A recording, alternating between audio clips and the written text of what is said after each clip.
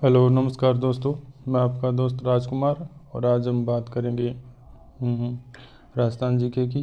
हम पिछली क्लासों में 2-3 दिन हो गए और राजस्थान जीके की बात कर रहे हैं। कल हमने पढ़ा था बालोतरा ज़िला और आज हम पढ़ेंगे ब्यावर ज़िले के बारे में। तो ध्यान से पढ़ना है दोस्तों। देखिए दोस्तों, ब्यावर ज़िले के बारे में पढ़ते हैं हम। देखिए ब्यावर ज़िले के अंदर क्या क्या है, चलिए दोस्तों देखते हैं। ब्यावर ज़िला, ब्यावर ज़िले की बात करते हैं दोस्तों। ब्यावर ज़िला भौगोलिक प्रशासनिक परिचय की बात करें दोस्तों तो घोषणा, ब्यावर ज़िले की घोषणा जो पहले ये ब्यावर तहसील थी, जो उदयपुर ज़िले की तहसील थी, लेकिन अब यह 2023 में ब्यावर ज़िला बन गया है। तो घोषणा हुई थी 17 मार्च 2023 को। राजस्थान का जो मंत्रिमंडल है उसने मंजूरी दे दी 4 अगस्त 2023 को और अधिसूचना जारी हो गई थी दोस्तों 6 अगस्त 2023 को। अधिसूचना लागू हो गई 7 अगस्त 2023 को। स्थापना दिवस की बात करें दोस्तों तो 7 अगस्त 2023 को ब्यावर ज़िले का स्थापना दिवस मनाया जाता है। यह स्थापना 7 अगस्त 2023 को ब्यावर ज़िले की स्थापना हुई थी। चलिए आगे देखते हैं दोस्तों। उद्घाटन करता तो ब्यावर ज़िले का उद्घाटन करता है ममता भूपेश, महिला एवं बाल विकास मंत्री। पिछली सरकार की बात कर रहा हूँ मैं। पिछली सरकार में ममता भूपेश जी महिला एवं बाल विकास मंत्री थे। उसने ब्यावर ज़िले का उद्घाटन किया था। अब बात आती है कि ब्यावर ज़िला किस ज़िले को तोड़ करके बनाया गया है। किस ज़िले को तोड़ करके बनाया गया है तो अजमेर, भीलवाड़ा, पाली, राजसमंद यानी 4 ज़िलों को तोड़ करके ब्यावर ज़िला बनाया गया है।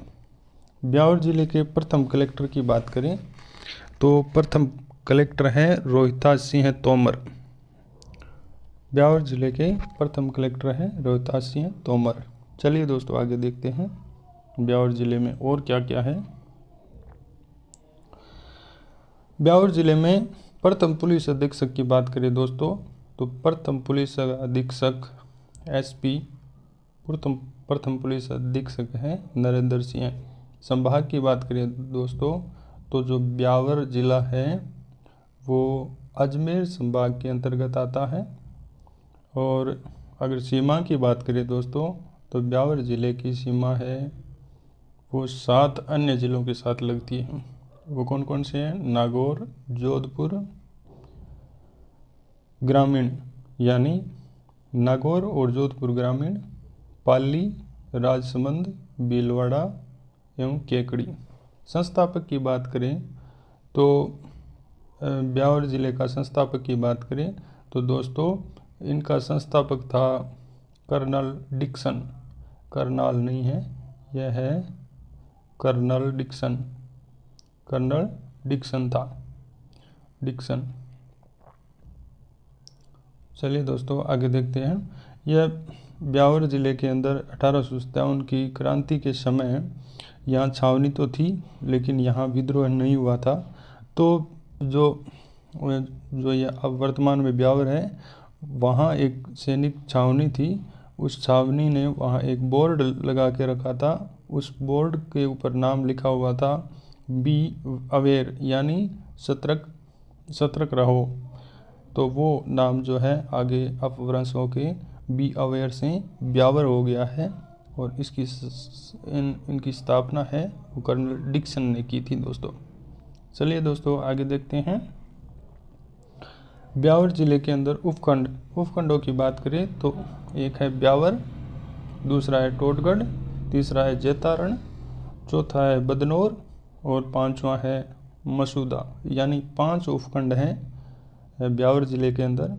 और तहसीलों की बात करें मित्रों तो तहसीलों में एक तो ब्यावर तहसील है, दूसरी टोटगढ़ तहसील है और तीसरी जैतारण तहसील है, चौथी बदनौर तहसील है और 5वीं है मसूदा, 6ठी है रायपुर, 7वीं है विजयनगर।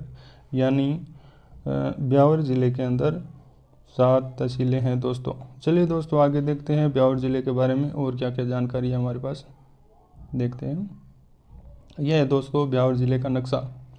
इसके अंदर यहाँ ब्यावर है, ब्यावर दिया हुआ है, और यहाँ पे यह है जो जैतारण दिया हुआ है, और यहाँ पे है रायपुर दिया हुआ है, रायपुर, और यहाँ पे है टोटगढ़ दिया हुआ है, और यहाँ बंदनौर दिया हुआ है, यह विजयनगर दिया हुआ है, और यह दिया हुआ है मसूदा। ठीक है दोस्तों। विधानसभा की सीटों की बात करें दोस्तों तो ब्यावर ज़िले के अंदर है एक तो ब्यावर विधानसभा, एक मसूदा विधानसभा, और एक है जैतारण विधानसभा। यह जो नया नक्शा आया है वहाँ से हमने लिया है, तो ध्यान से देख लेना दोस्तों। ये तहसीलें हैं 6, 1 2 3 4 5 6 7 तहसीलें हैं, तो ध्यान से पढ़ लेना दोस्तों। आगे देखते हैं ब्यावर की स्थापना। ब्यावर की स्थापना दोस्तों कर्नल डिक्सन ने ब्यावर नगर बसाया था। प्रारंभ में इसका नाम था नया नगर। बी अवेयर, मैंने आपको पहले बताया है, बी अवेयर सतर्क रहो के नाम से सैन्य चौकी थी, जो मेरों के उत्पात के कारण बनी थी। मेर जो यहाँ पर है उत्पात मचाते थे, उसके कारण बनी थी। ठीक है दोस्तों। ब्यावर में प्रसिद्ध सीमेंट का कारखाना है श्री सीमेंट कारखाना। ठीक है। ब्यावर राजपूताना और मेरवाड़ राज्य की वित्तीय राजधानी भी रही थी। जो ब्यावर है वो राजपूताना के मेरवाड़ राज्य था, उनकी वित्तीय राजधानी भी रही है। मोराए जी की पहाड़ी, यह 434 मीटर ऊंची है। यह मध्य अरावली की सर्वोच्च चोटी है, यानी मध्य अरावली की सबसे ऊंची चोटी है दोस्तों। मध्य अरावली का विस्तार की अगर बात करें तो 3 जिलों में विस्तार है, अजमेर, ब्यावर और केकड़ी। मध्य अरावली की विस्तार की बात करें तो इनका विस्तार 3 जिलों में है दोस्तों, अजमेर, ब्यावर और केकड़ी। चलिए दोस्तों आगे देखते हैं ब्यावर जिले में और क्या क्या है। बरदर्रे की बात करें दोस्तों, बरदर्रे की बात करें दोस्तों, शिवपुरी घाट दर्रे की बात करें, सूरा घाट दर्रे की बात करें, पखेरिया दर्रे की बात करें, तो यह दर्रा है जो ब्यावर जिले के अंदर स्थित है। बरदर्रा, शिवपुरा घाट दर्रा, सूरा घाट दर्रा, पखेरिया दर्रा, यह बहुत ही इम्पोर्टेंट है एग्जाम पॉइंट ऑफ व्यू के हिसाब से, एग्जाम पॉइंट ऑफ व्यू के हिसाब से। तो दोस्तों ध्यान से पढ़ना, बरदर्रा, शिवपुर घाट दर्रा और सूरा घाट दर्रा, पखेरिया दर्रा। लूणी नदी की बात करें तो इनका उद्गम है नागपाड़ अजमेर से हुआ था। हमने पिछले ज़िले में जो बालोतरा ज़िला पढ़ा था वहाँ भी लूणी नदी का जिक्र किया था, इसमें भी लूणी नदी है, बहती है, तो हम यहाँ भी लूणी नदी का जिक्र कर लेते हैं। लूणी नदी का उद्गम है वो नागपाड़ अजमेर से में हुआ था। उद्गम वहाँ होता है नागपाड़ अजमेर में, और संगम यानी अरब सागर में जाकर यह मिलती है। 7 जिलों में बहती है यह नदी, अजमेर में, नागौर में, ब्यावर में, जोधपुर ग्रामीण, सांचौर, बालोतरा, बाड़मेर जिलों में प्रवाहित होती है। एक दूसरी नदी की बात करें तो ब्यावर की दूसरी नदी है खारी नदी, ब्यावर जिले की। उद्गम है जो बिजराल पहाड़ी से होता है राजसमंद में, इनका खारी नदी का उद्गम। प्रवाह क्षेत्र की बात करें तो राजसमंद में प्रवाहित होती है, भीलवाड़ा में भी प्रवाहित होती है, ब्यावर, केकड़ी, टोंक जिलों में प्रवाहित होती है, यानी राजसमंद, भीलवाड़ा, ब्यावर, केकड़ी, टोंक आदि जिलों में प्रवाहित होती है। संगम की बात करें दोस्तों तो यह राजमहल, यानी राजमहल एक जगह है टोंक जिले में, वहाँ जाकर के बनास नदी के अंदर मिल जाती है दोस्तों, तो इनका संगम है बनास नदी के साथ होता है। ब्यावर और भीलवाड़ा जिले की प्राकृतिक सीमा बनाती है यह नदी। ब्यावर और भीलवाड़ा जिले की खारी नदी है वो प्राकृतिक सीमा बनाती है, यानी उनकी जहाँ सीमा है वहाँ यह नदी बहती है। विजयनगर शहर है दोस्तों, इसका ब्यावर का तहसील है ब्यावर जिला की, तो खारी नदी के किनारे पर बसा हुआ है विजयनगर। चलिए दोस्तों आगे देखते हैं। नारायण सागर बांध। नारायण सागर बांध ब्यावर जिले में खारी नदी पर है। दोस्तों ध्यान रखना, नारायण सागर बांध एग्जाम पॉइंट ऑफ व्यू से बहुत इंपॉर्टेंट है। नारायण सागर बांध ब्यावर जिले में खारी नदी पर स्थित है। ब्यावर जिले के उद्योग, अगर ब्यावर जिले के उद्योग की बात करें तो तिलपट्टी उद्योग यहाँ का प्रसिद्ध उद्योग है। ब्यावर जिले का तिलपट्टी उद्योग। अगर सीमेंट की बात करें तो श्री सीमेंट नाम की एक सीमेंट कारखाना है, बहुत ही बड़ा, जो भारत का यानी इम्पोर्टेंट सीमेंट उत्पादन का कारखाना है। ब्यावर जिले में उत्तरी भारत का सीमेंट का उत्पादन का सबसे बड़ा कारखाना है, यानी 1979 में बीजी बंगूर द्वारा स्थापित है ये, बीजी बंगूर द्वारा। ठीक है दोस्तों, आगे बात करें हम वस्त्र उद्योग की बात करें तो सूती वस्त्रों की जो मिलें हैं वो ब्यावर जिले में काफ़ी हैं। पहली है दी कर्षण मिल्स लिमिटेड, जो 17 जून 1889 राजस्थान के प्रथम सूती वस्त्र मिल सेठ दामोदर दास राठी द्वारा स्थापित है। यानी ये राजस्थान के प्रथम सूती वस्त्र की मिल है जो 17 जून 1879 में बनी थी। दी एडवर्ड्स मिल ये 1909 में ब्यावर में स्थापित हुई थी। महालक्ष्मी मिल ये 1925 में ब्यावर में स्थापित हुई थी। नरबड़ खेड़ा यह मिल है ब्यावर में रिको द्वारा वूलन कॉम्प्लेक्स की स्थापना की थी। ठीक है, चलिए दोस्तों आगे देखते हैं क्या है ब्यावर जिले के और अंदर। खनिज की बात करें तो ब्यावर जिले के अंदर वर्मिक्यूलाइट नाम का खनिज निकाला जाता है, क्यूपराइट नाम का खनिज निकाला जाता है, लाइमस्टोन नाम का खनिज निकाला जाता है और अभ्रक निकाला जाता है। राजस्थान का प्रथम पूर्ण साक्षर गांव तो यह भी ब्यावर जिले का ही है, मसूदा, जो अभी वर्तमान में तहसील है। और ब्यावर की एक जो नस्वार है, जो सूंघने की जो महिलाएं सूंघती हैं उनको, ये सूंघने की नस्वार ब्यावर जिले की बहुत ही प्रसिद्ध है दोस्तों। और यहाँ की होली है वो भी बहुत ही प्रसिद्ध है, देवर भाभी की होली के नाम से जाना जाता है। ब्यावर जिले की महत्वपूर्ण त्यौहार है ये देवर भाभी की होली, जो बहुत ही एग्जाम पॉइंट ऑफ व्यू से बहुत ही इम्पोर्टेंट है। बादशाह का मेला ये बहुत ही इम्पोर्टेंट है दोस्तों। बादशाह का मेला, यह मेला चैत्र कर्षण प्रतिपदा यानी चैत्र कर्षण एकम को भरता है ये। ठीक है दोस्तों, ब्यावर जिले में बढ़ता है। ब्यावर छावनी, यानी 1857 की क्रांति के समय यहाँ छावनी तो थी लेकिन दोस्तों यहाँ विद्रोह नहीं हुआ था। छावनी थी और बी अवेयर नाम की छावनी थी। उसी के आगे चलते हुए यहाँ जो है उनका नाम ब्यावर पड़ा है दोस्तों। 1857 की क्रांति के समय छावनी थी लेकिन विद्रोह का केंद्र नहीं था, यहाँ विद्रोह नहीं हुआ था ब्यावर की छावनी में। बादशाह की सवारी के नाम से यहाँ पे एक जो है झांकी टाइप एक त्यौहार मनाया जाता है, जिसमें एक किरदार होता है बिरबल का, और बिरबल है जो बैरों या मयूर नृत्य करता है इसमें, यानी बिरबल एक किरदार बनाया जाता है। बिरबल एक आदमी होता है, उनको बिरबल बना करके और या बैरों नृत्य या मयूर नृत्य उनसे करवाया जाता है। यह बादशाह की सवारी के नाम से जाना जाता है। चलिए दोस्तों आगे देखते हैं तेजा चौक। तो यह सबसे बड़ा तेजा जी का चौक है, ब्यावर ज़िले में, आपको ध्यान रखना है, एग्जाम पॉइंट ऑफ व्यू से बहुत इंपॉर्टेंट है दोस्तों। चलिए दोस्तों आगे देखते हैं।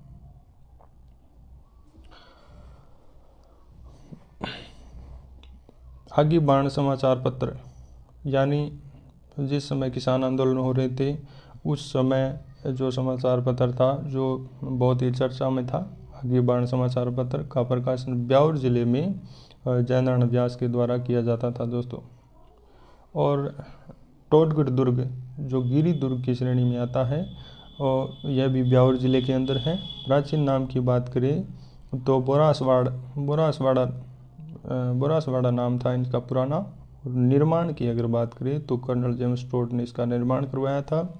अगर कर्नल जेम्स टोड ने निर्माण करवाया था तो उनके पास तो इतनी धनराशि थी नहीं, क्योंकि कर्नल जेम्स टोड तो विदेशी था।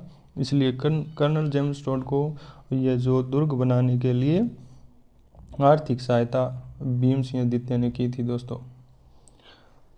रावली टोडगढ़ अभ्यारण्य, यानी ब्यावर के अंदर रावली टोडगढ़ अभ्यारण्य है, जो 3 जिलों के अंदर है।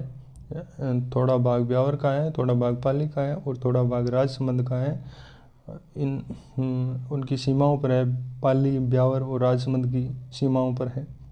यह 3 जिलों में है। रावली टोडगढ़ अभ्यारण्य के नाम से जाना जाता है यह, और 3 संभागों में है, पाली, अजमेर और उदयपुर में विस्तृत है दोस्तों। टोडगढ़ जेल की बात करें तो टोडगढ़ दुर्ग के अंदर यह जेल है, जो ब्रिटिश सरकार के समय, जहाँ अंग्रेजों का राज्य था यहाँ पे हमारे देश में, उस समय भूप सिंह व गोपाल सिंह खरवा, यह जो है 1857 की क्रांति के क्रांतिकारी हैं, भूप सिंह और गोपाल सिंह खरवा।